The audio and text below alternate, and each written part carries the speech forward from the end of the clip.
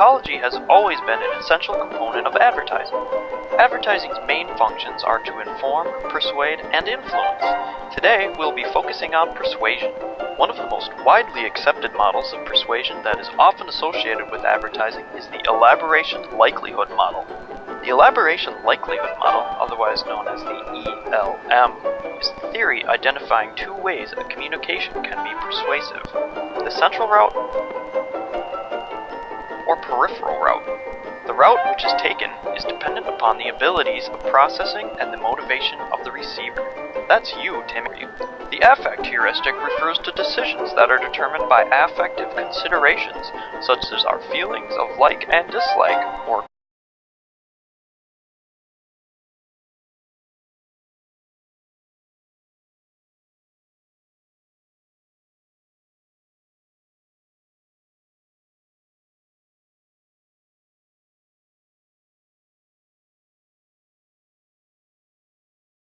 I'll admit I've always been a sucker for the type of stunt where when you laugh, you simultaneously ask yourself, does this make me a bad person?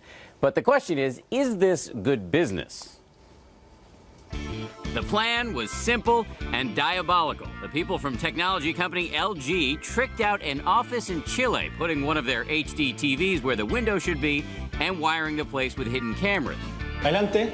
Then they invited in unsuspecting job applicants who were confronted with falling meteors. The room goes dark, the victims grope around, then the lights come on and the stunt is revealed. The ad was just posted on Monday. This morning it has millions of views, although some people aren't buying it. They're actors, people, said one commentator. Overnight, LG told us they will neither confirm nor deny this speculation. This is just the latest shock ad in a trend known as prankvertising, with advertisers scrambling to outdo one another with elaborate, arguably sadistic scenarios designed to grab eyeballs and go viral. Pepsi disguised NASCAR driver Jeff Gordon and had him take a car salesman on a harrowing test drive. And check this out, Nivea singled out people in a German airport, then plastered their faces on newspapers and TV screens, saying they were wanted and dangerous. Turned out to be an ad for this new deodorant. There are real risks here. What if somebody has a heart attack? What about the danger of alienating viewers? And then there's the question, do these ads even work? Do they translate into increased sales? People have no idea if it helps generate sales. That said, it does generate publicity, and brands can only hope that the publicity would be positive rather than negative. And there's the rub. Companies so badly want to create buzz these days that despite the risks and despite the moral concerns, prankvertising is likely to intensify until, of course, one of the victims files a major lawsuit and wins. That deodorant ad seems like a candidate for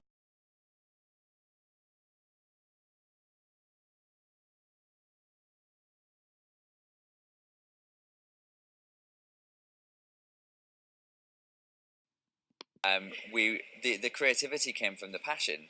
I think because there's a reason to exist and a cause there with Brewdog, it's quite easy for us to get excited and get creative with those ideas. The power of shock tactics works because you're breaking a convention, and there's no bigger convention than seeing a tank driving outside the Bank of England with a bunch of punks around it.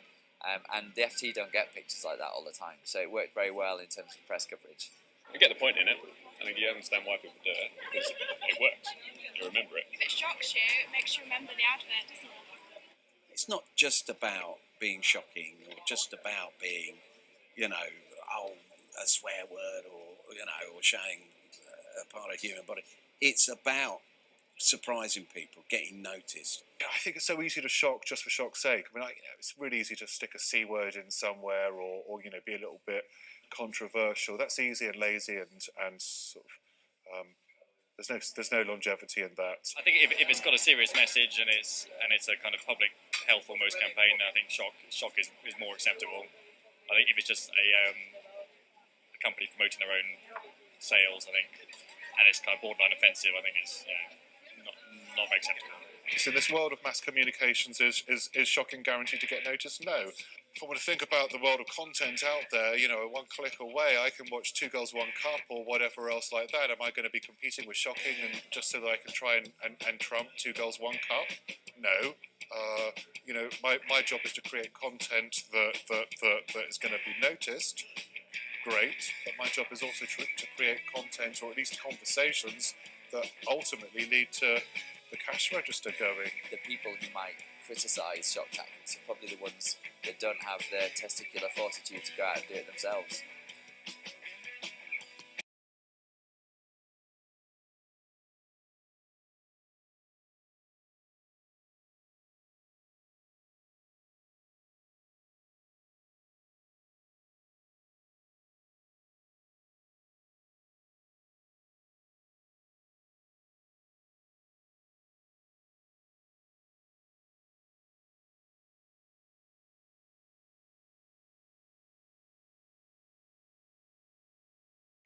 This is the clothing item in question, a red Kent State sweatshirt that the manufacturer, Urban Outfitters, claims is covered in sunspots and torn from wear and tear. The company offered a brief apology on Twitter after many Americans interpreted those red spots as blood and thought it might be a reference to 4 students who died during a Vietnam War protest in 1970. Some students aren't buying the company's apology. I didn't think that it was heartfelt. I think that it was a save face. What does the evidence suggest? Here are the other sweatshirts in Urban's sun-faded vintage collection. There are currently 8 listed on the company's website, and 1, the Kent State item, that has holes and splotches. Urban also has a history with controversial clothing, according to brand consultant Elisa Freud of She Speaks. There are at least 12 instances that I could find where they have offended almost every someone from every walk of life. And so I would guess that this was probably not an accident. Recent examples include, but are not limited to, the Eat Less t-shirt sported by a rail-thin model, a Jewish star number that looks a lot like a patch the Nazis forced Jews to wear during the Holocaust, and an I Vote for Vodka line, targeted to teens and young adults. Advertising experts call this shock advertising or outrage marketing, where companies prioritize getting headlines in major publications, going viral across the web, and increasing their social media presence. And in Urban Outfitters' case, this seemed to work. Everyone from the New York Times to USA Today, Time Magazine, even NBC News covered the Kent State sweatshirt controversy yesterday. And Urban Outfitters got thousands of new Twitter followers in the process. These, shock advertising campaigns, if they're done with the right approach and the right objectives in mind, brands can see impact, a lot more awareness and hopefully for their sake, a positive impact on sales.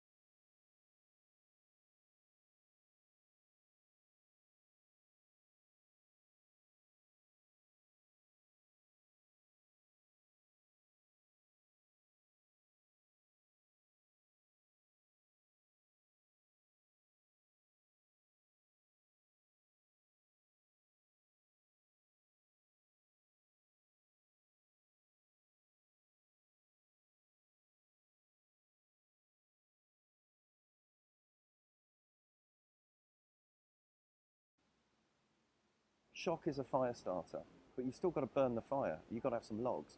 So if all you're doing is continuously shocking people, then you're pretty pointless. If actually you've got a story to build and a story to tell, then shock is a great way to start that bonfire.